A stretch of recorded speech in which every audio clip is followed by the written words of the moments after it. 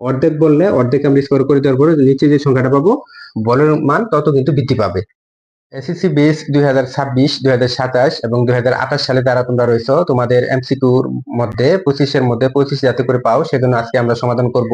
আমার হাতে থাকা যে প্রশ্নপত্রটি রয়েছে কুমিল্লা বোর্ড 2025 সালের প্রশ্নটি আজকে আমরা সমাধান করব। এই প্রশ্নপত্রটি আমার ভিডিওর ডেসক্রিপশন লিংকে তোমরা প্রবেশ করে সেখান থেকে ডাউনলোড নিয়ে নিতে পারবে, যে আমার ডেসক্রিপশন বক্সেই কিন্তু এই প্রশ্নটি দেয়া রয়েছে। 1 নম্বর প্রশ্নটি বলা আছে, একটি ট্রান্সফরমারের মুখ্য কুণ্ডলীর ভোল্টেজ 12 ভোল্ট, তড়িৎ প্রবাহ 3 এম্পিয়ার এবং গৌণ ভোল্টেজ দেওয়া আছে, বের করতে বলেছে এবং তড়িৎ প্রবাহ দেওয়া আছে 4 এম্পিয়ার হলে গৌণ ভোল্টেজ কত? 1 নম্বর প্রশ্নটি যদি দেখি, এক্ষেত্রে আমাদের আছে ইপি ডিভাইড বাই ইএস সমান হচ্ছে আইএস ডিভাইড বাই হচ্ছে আইপি। আমাদের এই ইএস কিন্তু বের করতে বলেছে। ইএস যদি বের করি তাহলে আমাদের ইপির মান দেওয়া আছে 12 ভোল্ট এবং ইএস এর মান চেয়েছে ওয়াট, এবং এই আইএস এর যে মান অর্থাৎ গণকুণ্ডলীর এই যে প্রবাহ, গণকুণ্ডলীর প্রবাহ দেওয়া আছে আমাদের 4 এম্পিয়ার, এটা 4 এম্পিয়ার এবং মুখ্য কুণ্ডলীর প্রবাহ দেওয়া আছে আমাদের 3 এম্পিয়ার। এখন এটিকে যদি আমরা কাটাকাটি করি তাহলে এক্ষেত্রে আমরা পাবো 3 এবং এটিকে আমরা লিখতে পারবো ইএস সমান 3 3 9 ভোল্ট, অর্থাৎ এটি কিন্তু এই প্রশ্নের সঠিক উত্তর। অর্থাৎ 1 নম্বরের এমসিকিউ সঠিক উত্তর হচ্ছে 9 ভোল্ট, অর্থাৎ খ নাম্বার। 2 নম্বর প্রশ্নের মধ্যে বলা আছে সিলিকনের সাথে কোনটি যোগ করলে পি টাইপ অর্ধপরিবাহী তৈরি হয়? অর্থাৎ এই সিলিকনের সাথে, এই সিলিকন একটি অর্ধপরিবাহী, এই অর্ধপরিবাহীর সাথে কি যোগ করলে সেটি পি টাইপ অর্ধপরিবাহী হবে? আমাদের মনে রাখতে হবে যে সিলিকন হচ্ছে চতুর্থ যুজি অর্ধপরিবাহী, অর্থাৎ যে সকল মৌল চতুর্থ যুজি তাদের সাথে আমরা পি টাইপ বানাতে গেলে ত্রিযুজি যোগ করতে হবে, ত্রিযুজি মৌল যোগ করা লাগবে। আর যদি এই চতুর্থ যুজি মৌলের সাথে যদি আমরা এই পঞ্চযুজি যদি যোগ করি তাহলে কিন্তু আমরা এন টাইপ পাবো। অর্থাৎ আমরা দেখবো যে সিলিকনের সাথে যদি আমরা ত্রিযুজি মৌল যোগ করি তাহলে পাবো আমরা পি টাইপ, আর সিলিকনের সাথে যদি আমরা পঞ্চযুজি মৌল যোগ করি তাহলে পাবো আমরা এন টাইপ। সুতরাং সিলিকনের সাথে ত্রিযুজি মৌল আমাদের রয়েছে, এক্ষেত্রে অপশন রয়েছে বোরন, ফসফরাস, কার্বন এবং হাইড্রোজেন। আমরা দেখতে পাচ্ছি যে এক্ষেত্রে ক নাম্বার হচ্ছে বোরন। বোরন হচ্ছে কিন্তু ত্রিযুজি মৌল, সুতরাং সিলিকনের সাথে এই বোরনকে যদি যোগ করি, অর্থাৎ ক নাম্বার অপশন ছিল আমাদের বোরন, এই বোরন ত্রিযুজি মৌল যোগ করি তাহলে সেটিকে পি টাইপ অর্ধপরিবাহী পাবো। তারপর প্রশ্ন নাম্বার 3 বলা আছে নিচের কোনটি উচ্চ ক্ষমতার এক্স রে ব্যবহার করে ক্যান্সার কোষকে ধ্বংস করতে পারে? তোমরা জানো যে উচ্চ ক্ষমতার এই এক্স রে ব্যবহার করে যে ক্যান্সার কোষ ধ্বংস করা হয় সেটি কিন্তু রেডিওথেরাপিতে, অর্থাৎ আমাদের ঘ নাম্বার অপশন ছিল রেডিওথেরাপি। তোমরা যারা এই মুহূর্তে ভিডিওটি দেখছো, এই ভিডিওর ডেসক্রিপশন লিংকে এই প্রশ্নটি দেওয়া আছে, তোমরা সেখান থেকে ডাউনলোড করে নিতে পারবে। তারপর প্রশ্ন নাম্বার 4, নিচের কোন আলোকীয় ঘটনা এন্ডোস্কোপিতে পর্যবেক্ষণ করা যায়? অর্থাৎ আমরা যে এন্ডোস্কোপি করি, পাকস্থলী এর ভিতরে কোনো কিছু দেখার জন্য যে এন্ডোস্কোপি করা হয়, সেই এন্ডোস্কোপি করার সময় আলোর কোন ঘটনা ঘটে? আলোর পূর্ণ অভ্যন্তরীণ প্রতিফলন কিন্তু ঘটে থাকে, কারণ এন্ডোস্কোপির ভিতরে, অর্থাৎ এই 4 নম্বর প্রশ্নের মধ্যে আমরা দেখি যে এন্ডোস্কোপির ভিতরে যে নল ব্যবহার করা হয়, এই নলের ভিতরে কিন্তু বারবার আলোর পূর্ণ অভ্যন্তরীণ প্রতিফলন ঘটে। অর্থাৎ এই ঘ নাম্বারই হচ্ছে এই প্রশ্নের সঠিক উত্তর, যে এন্ডোস্কোপির মধ্যে আলোর পূর্ণ অভ্যন্তরীণ প্রতিফলন ঘটে থাকে। প্রশ্ন 5 এর মধ্যে বলা আছে আলোক বিজ্ঞানের স্থপতি হিসেবে নিচের কোন নামটি বিবেচনা করা হয়? আলোক বিজ্ঞানের স্থপতি হিসেবে নিচের কোন নামটি বিবেচনা করা হয়? ইবনে আল হাইয়াম, থেলিস, আল খোরাসমি এবং আল মাসুদি। আলোক বিজ্ঞানের ক্ষেত্রে কিন্তু ইবনে আল হাইয়ামের অবদান বেশি, এজন্য অপশন হচ্ছে আমাদের ক নাম্বার, অর্থাৎ 5 এর হচ্ছে আমাদের ক নাম্বার, ইবনে আল হাইয়াম। তারপর প্রশ্ন নম্বর 6 বলা আছে কোনটি সবচেয়ে ছোট একক? Femtometre, picometre, nanometre, micrometre. আমাদের খেয়াল রাখতে হবে এক্ষেত্রে সবচেয়ে ছোট একক হচ্ছে কিন্তু ফেমটোমিটার, অর্থাৎ 6 এর ক হচ্ছে কিন্তু সবচেয়ে ছোট একক। তারপর প্রশ্ন নম্বর 7 বলা আছে একটি বস্তুর বেগ 4 সেকেন্ডে 4 মিটার পার সেকেন্ড বৃদ্ধি পেয়ে 12 মিটার পার সেকেন্ড হলে 8 সেকেন্ড পরে বস্তুটির বেগ কত? তার মানে একটি বস্তুর বেগ, এই 7 নম্বর প্রশ্নে বলা ছিল যে একটি বস্তুর বেগ যদি এই 4 সেকেন্ড পরে 4 থেকে বৃদ্ধি পেয়ে 12 হয় তাহলে 8 সেকেন্ড পরে তার বেগ কত হবে? আমরা যদি দেখি যে ত্বরণ এ সমান আমরা জানি B minus you by T, এরকম জানি, তাহলে এক্ষেত্রে বেগ ছিল আমাদের শেষ বেগ 12, আদি বেগ ছিল 4 এবং সময় ছিল আমাদের 4, তাহলে এক্ষেত্রে থেকে বাদ দিলে হচ্ছে আমাদের 8/4, অর্থাৎ ত্বরণ পাইলাম আমরা 2। যদি 2 পাই তাহলে হচ্ছে 8 সেকেন্ড পরে বস্তুটি ব্যাক কত হবে? 8 সেকেন্ড পরে ব্যাক কত হবে? তাহলে ব্যাক বি সমান ইউ প্লাস হচ্ছে এটি, তাহলে আদিবেগ 0, এর মান ছিল 2 এবং 8 সেকেন্ড পরে ব্যাক হচ্ছে আমাদের 16 মিটার পার সেকেন্ড, অর্থাৎ এই 16 মিটার পার সেকেন্ড আমাদের আছে ঘ নাম্বার অপশনে। এই ঘ নাম্বারই কিন্তু এই প্রশ্নের সঠিক উত্তর। তারপর আমরা দেখব প্রশ্ন নাম্বার 8। একটি বস্তু সোজা পথে 20 মিটার অতিক্রম করে, অর্থাৎ 8 নম্বরে একটি বস্তু সোজা পথে 20 মিটার অতিক্রম করে, 20 মিটার অতিক্রম করে একই পথে 8 মিটার ফেরত আসে। একই পথে সে 8 মিটার ফেরত আসলো, অর্থাৎ আগে গেল 20 মিটার এবং একই 8 মিটার ফেরত আসলো। তাহলে আদি অবস্থান হচ্ছে এটা এবং শেষ অবস্থান কিন্তু হচ্ছে আমাদের এইটা, অর্থাৎ শেষ অবস্থান হচ্ছে এইটা। সে 20 মিটার যাওয়ার পরে 8 মিটার ফেরত আসলো। তাহলে এখন প্রশ্ন হচ্ছে দূরত্ব ও সরণের মধ্যে পার্থক্য কত। আমরা যদি দূরত্ব হিসাব করি, তাহলে দূরত্ব যদি হিসাব করি, দূরত্ব ডিস্টেন্স, দূরত্ব হচ্ছে আমাদের 20 যোগ, প্রথমে সে গেছে 20 মিটার, পরে 8 মিটার, 20 যোগ 8, অর্থাৎ দূরত্ব হচ্ছে এক্ষেত্রে আমাদের 20 আর 8 হচ্ছে 28 মিটার। দূরত্ব ছিল আমাদের 28 মিটার। এবং দূরত্ব সরণের মধ্যে পার্থক্য কত। তাহলে সরণ হচ্ছে আদি বিন্দু এবং শেষ বিন্দু। তাহলে আদি বিন্দু এবং শেষ বিন্দু এর মধ্যে দূরত্ব কিন্তু 12 মিটার। কেন 12 মিটার? এই যে টোটালটা যদি 20 মিটার হয়ে থাকে, 20 থেকে আমাদের 8 যদি চলে যায়, তাহলে আদি বিন্দু এ এবং শেষ বিন্দু বি থাকলো আমাদের 12 মিটার। তাহলে এই 12 মিটার কিন্তু সরণ। তাহলে আমরা এক্ষেত্রে বলতে পারি যে সরণ কিন্তু হচ্ছে আমাদের 12 মিটার। এখন দূরত্ব আর সরণের পার্থক্য কত। তাহলে দূরত্ব আর সরণের যদি পার্থক্য হিসাব করি, তাহলে 28 মাইনাস হচ্ছে আমাদের 12। তাহলে এটা যদি আমরা বাদ দিই, তাহলে 8 থেকে 2 হলো 6, এখান থেকে আমাদের হচ্ছে আমাদের 1, অর্থাৎ 16 মিটার। অর্থাৎ এই ঘ নাম্বার অপশনে আমাদের ছিল 16 মিটার। 16 মিটারই হচ্ছে এই প্রশ্নের সঠিক উত্তর। তারপর আমরা দেখব প্রশ্ন নাম্বার 9। কোন ঘর্ষণ কাজে লাগে একজন মানুষ পানিতে সাঁতার কাটতে পারে। আমরা যখন সাঁতার কাটি তখন কিন্তু আমরা পানির মধ্যে নামি, আর পানি হচ্ছে এক প্রকার প্রবাহী, কারণ এগুলো প্রবাহিত হতে পারে। এই জন্য প্রবাহী ঘর্ষণ কাজে লাগেই কিন্তু মানুষ সাঁতার কাটতে পারে, অর্থাৎ প্রবাহী ঘর্ষণ হচ্ছে এই প্রশ্নের সঠিক উত্তর। অর্থাৎ 9 নাম্বার হচ্ছে আমাদের ঘ নাম্বার যে অপশনটি ছিল এটি কিন্তু সঠিক উত্তর। তারপর প্রশ্ন নাম্বার 10।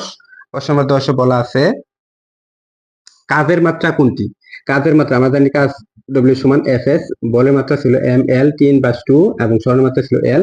তাহলে কাজের মাত্রা আমরা পাবো M L square T inverse 2, অর্থাৎ এটি কিন্তু আমরা পাবো কাজের মাত্রা। অর্থাৎ কাজের মাত্রা হচ্ছে ঘ নাম্বার হচ্ছে এই প্রশ্নের সঠিক উত্তর। তারপর আমরা দেখব প্রশ্ন নাম্বার 11 ও 12। একটি উদ্দীপক দেয়া আছে। 11 তে একটা উদ্দীপক দেয়া আছে। এক্ষেত্রে উদ্দীপকের এক্ষেত্রে দৈর্ঘ্য দেওয়া আছে 30 মিটার। দৈর্ঘ্য দেওয়া আছে আমাদের 30 মিটার। এটি একটি তার, এই তারের দৈর্ঘ্য দেওয়া আছে 30 মিটার এবং পরিবাহকত্ব, এই তারের পরিবাহকত্ব সিগমা। এই সিগমা এর মান দেওয়া আছে 58.82 পূরণ 10⁶ মিটার ইনভার্স এরকম দেওয়া আছে। এবং প্রসারণ সহগ গুণাঙ্ক দেওয়া আছে, আলফার মান দেওয়া আছে 1.67 গুণন 10⁻⁻6 পার কেলভিন, এরকম দেয়া আছে, দুইটি মান দেয়া আছে। এখন প্রশ্ন বলছে 20 ডিগ্রি সেলসিয়াস তাপমাত্রা বৃদ্ধিতে তারটি চূড়ান্ত দৈর্ঘ্য কত। এই তারের তাপমাত্রা বৃদ্ধি যদি আমরা 20 ডিগ্রি সেলসিয়াস করি, এটা তাপমাত্রা বৃদ্ধি যদি আমরা 20 ডিগ্রি সেলসিয়াস করা হয়, তাহলে এটির চূড়ান্ত দৈর্ঘ্য কত হবে। আমরা এই চূড়ান্ত দৈর্ঘ্যের সূত্রটি যদি ফেলি, যে আমরা জানি আলফা সমান L2 minus L1 divide by L1 into তাপমাত্রা বৃদ্ধি, অর্থাৎ θ2 minus θ1। এক্ষেত্রে আমাদের L2 মান ঠিক আছে। L2 মান যদি আমরা এখানে যদি বের করি, L2 মান যদি আমরা এই পাশে যদি দেখি, তাহলে আমরা লিখতে পারি যে L2 minus L1 সমান আলফা L1 θ2 minus θ1, এরকম লিখতে পারি। এক্ষেত্রে L2 সমান আমরা লিখতে পারি L1 plus alpha L1 θ2 minus θ1। এক্ষেত্রে L1 যদি কমন নেই, তাহলে আমরা লিখতে পারবো 1 প্লাস আলফা θ2 minus θ1, এটা আমরা লিখতে পারবো। এক্ষেত্রে এই L1 ছিল আদি দৈর্ঘ্য মান ছিল আমাদের 30 মিটার। যদি এটা 30 মিটার হয়ে থাকে, তাহলে 1 প্লাস আলফা মান ছিল 1.67 গুণন 10⁻⁶, আর তাপমাত্রা বৃদ্ধি দেওয়া ছিল আমাদের 20 ডিগ্রি। এটাকে যদি আমরা ক্যালকুলেশন করি, তাহলে উত্তর পাবো 30.000096 মিটার, অর্থাৎ এটি হচ্ছে এই প্রশ্নের সঠিক উত্তর। তারপর আমরা দেখব প্রশ্ন নাম্বার 12। প্রশ্ন নাম্বার 12তে বলা আছে উদ্দীপকের ক্ষেত্রে তারটি তামার তৈরি কিনা। উদ্দীপকের ক্ষেত্রে তারটি তামার তৈরি কিনা। এখন এই তারটি যদি তামার তৈরি হয়ে থাকে, তাহলে আমরা প্রশ্ন 12তে বলা আছে এটি তামার তৈরি কিনা। তামার তৈরি হয়ে থাকলে আমাদের আপেক্ষিক রোধ বের করে দেখতে হবে। আমরা জানি যে সিগমা সমান 1/ρ, তাহলে আমরা এক্ষেত্রে রো সমান লিখতে পারি 1/σ। সুতরাং রো হচ্ছে আপেক্ষিক রোধ, তাহলে 1/σ।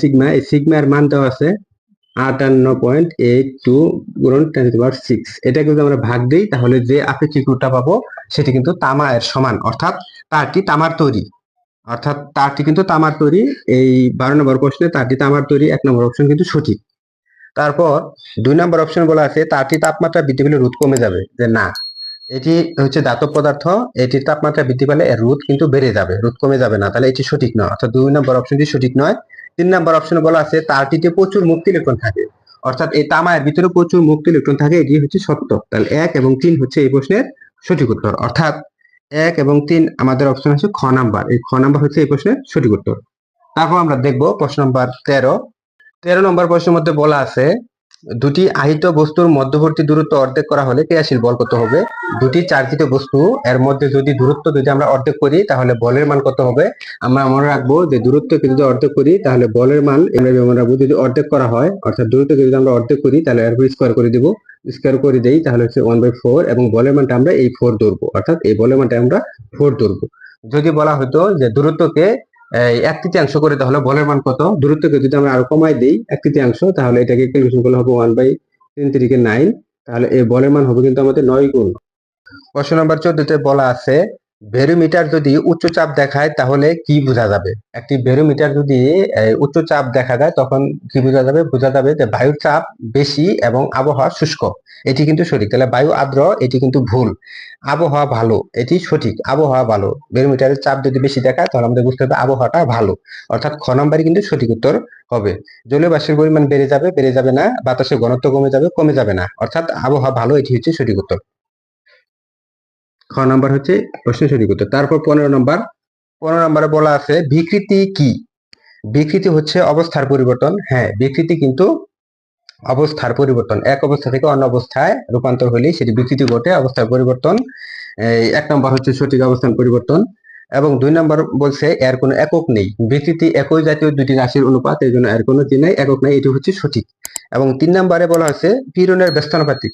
বিকৃতি কিন্তু পীড়নের ব্যস্তানুপাতিক নয়, বিকৃতি পীড়নের সমানুপাতিক। সুতরাং 1 এবং 2 হচ্ছে এই প্রশ্নের সঠিক উত্তর, এবং এটি হচ্ছে আমাদের ক নাম্বার যে অপশন ছিল সেটি হচ্ছে সঠিক উত্তর। তারপর প্রশ্ন হচ্ছে 16 নম্বর প্রশ্নতে বলা আছে নিচের কোনটি ভেক্টর রাশি।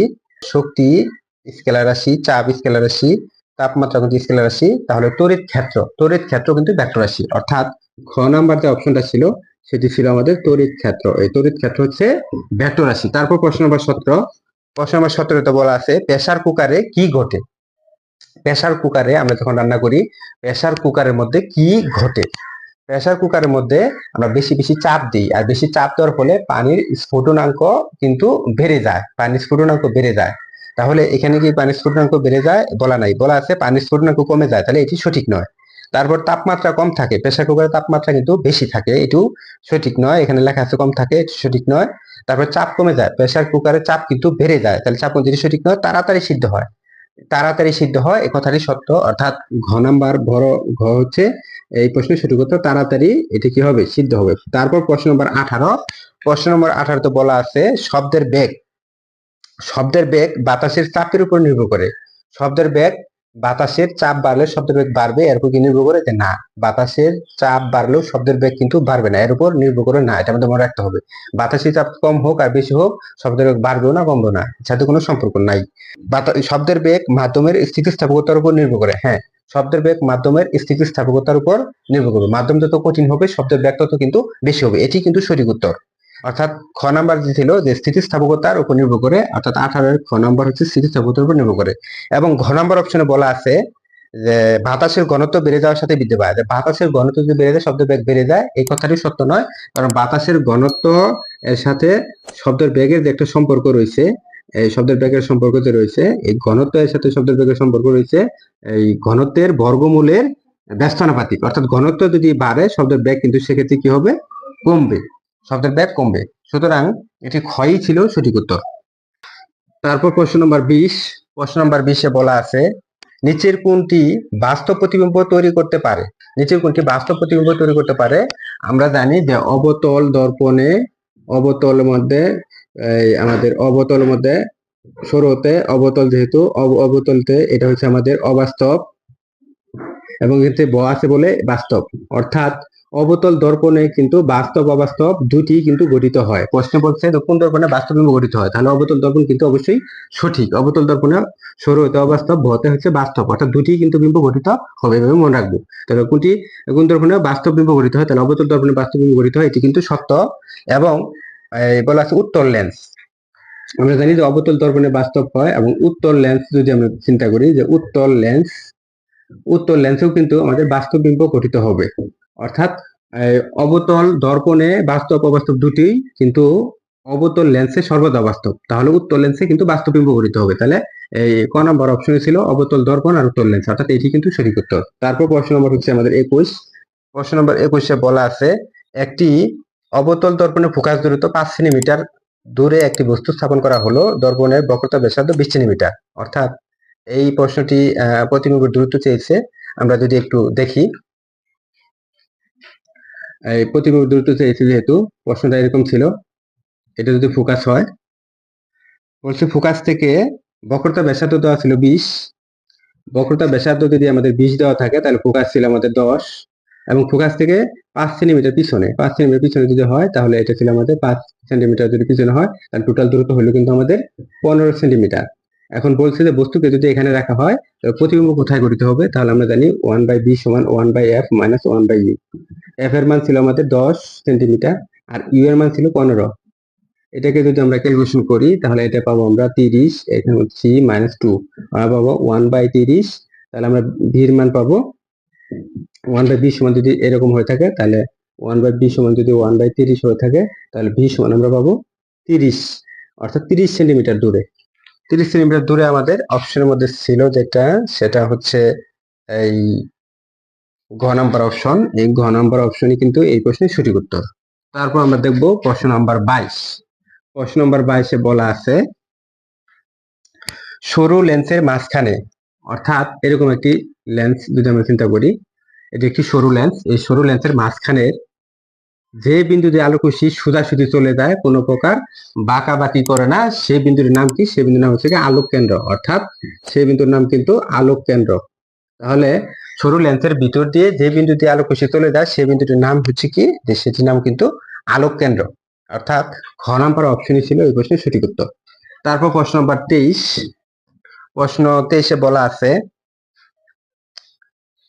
একটি চিত্র দেওয়া আছে 23-এর মধ্যে, এরকম একটি চিত্র দেওয়া আছে।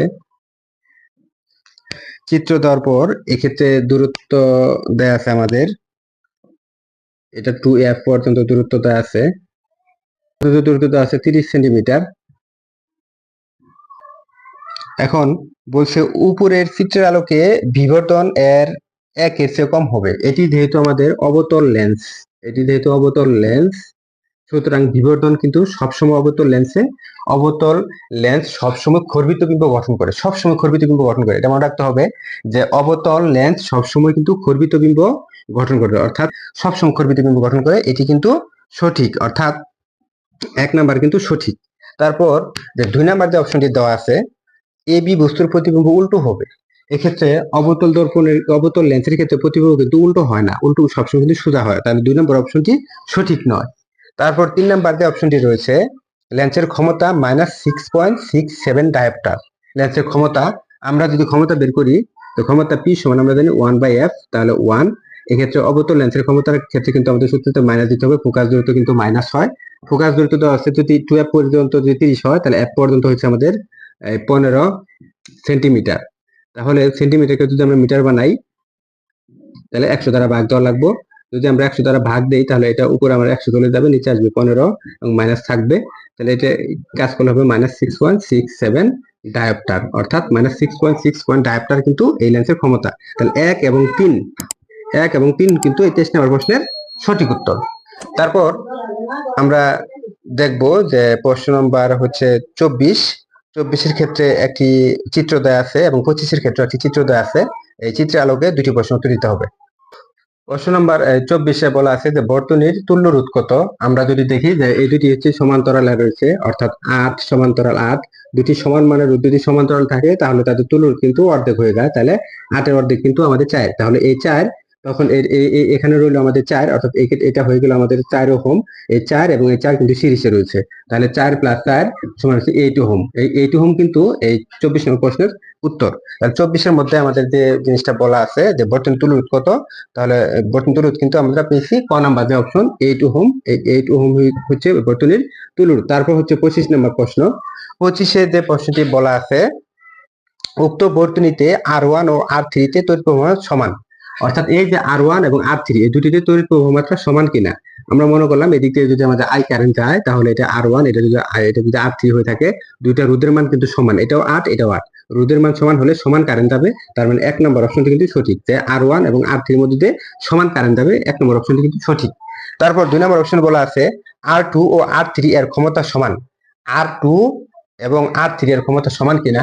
এই R2 হচ্ছে এটা, এই যে R2 হচ্ছে আমাদের এইটা, এবং R3 এই দুটোর ক্ষমতা সমান কিনা।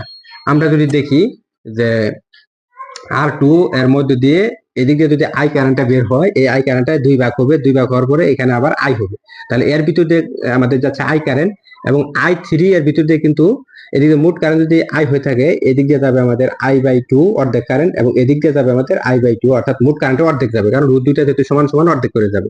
এদিক দিয়ে কারেন্ট যাচ্ছে অর্ধেক R3 এর ভিতর দিয়ে, আর এদিক দিয়ে কারেন্ট যাচ্ছে আমাদের R2 এর ভিতর দিয়ে যাচ্ছে আমাদের মোট কারেন্ট, অর্থাৎ এদিক দিয়ে কারেন্ট বেশি দেওয়ার কারণে এর ক্ষমতাটা বেশি হবে, এবং এদিক দিয়ে এর এই কম যাওয়ার কারণে, কারেন্টটা কম যাওয়ার কারণে এর কিন্তু ক্ষমতাটা কি হবে, কম হবে। এখন কথা হচ্ছে যে এটি ক্ষমতা সমান কিনা। আমরা যদি একটু চিন্তা করি, ধরি ধরি যে এক্ষেত্রে মোট কারেন্ট হলো আমরা 10, তাহলে এটা যাবে আমাদের 5 এম্পিয়ার, এবং এদিক দিয়ে যাবে 5 এম্পিয়ার। তাহলে এক্ষেত্রে ক্ষমতা যদি বের করি, ক্ষমতা P সমান এই VI যদি বের করি, এক্ষেত্রে V তো নাই, তাহলে আমরা লিখতে পারি যে I স্কয়ার R। এক্ষেত্রে I এর মান ছিল আমাদের 5, তাহলে 5 স্কয়ার, আর রোধের মান ছিল আমাদের 8, তাহলে 25 ইন্টু 8, তাহলে 25 ইন্টু 8, তাহলে এটা হচ্ছে আমাদের 200 ওয়াট। ঠিক একইভাবে যদি এটার ক্ষেত্রে ক্ষমতা যদি আমরা বের করি, তাহলে I স্কয়ার R, এক্ষেত্রে I এর মান ছিল আমাদের, I এর মান কিন্তু আমরা ধরছি 10, যদি I এর মান 10 ধরে থাকি, 10 স্কয়ার ইন্টু এটা ছিল 4, তাহলে 100 ইন্টু 4, অর্থাৎ এটা ছিল আমাদের 400। সুতরাং বলতে পারি তাদের ক্ষমতা কিন্তু এক নয়, তার মানে 2 নম্বর অপশনে বাতিল। তারপর R1, R2 এবং R3 এর বিভব পার্থক্য সমান। R1, R2, R3 এর বিভব পার্থক্য সমান। এখন এই R1 এর যে বিভব পার্থক্য, এই R2 এর বিভব পার্থক্য, R3 এর বিভব পার্থক্য কিন্তু সমান না, কারণ যদি তিনটাই সমান্তরালে থাকতো তাহলে তিনটাই সমান হইতো, এই দুইটার সমান, কিন্তু এটা সমান না। এই জন্য এই 3 নম্বর অপশনে কিন্তু সঠিক হবে না, অর্থাৎ শুধুমাত্র এই 25 নম্বরের যে প্রশ্ন, অর্থাৎ ক নম্বর, এটি কিন্তু এই প্রথম যে অপশনটি ছিল ক নাম্বার, এটি কিন্তু সঠিক উত্তর হবে। তোমরা নতুন যারা এই মুহূর্তে ভিডিওটি দেখছো, ভিডিওটি ভালো লেগে থাকলে চ্যানেলটি সাবস্ক্রাইব করে পাশে থাকবে। আমরা ধারাবাহিকভাবে বিভিন্ন অধ্যায়ের MCQ ও CQ প্রশ্নগুলো নিয়মিত ভিডিও আকারে প্রকাশ করে থাকি। ধন্যবাদ।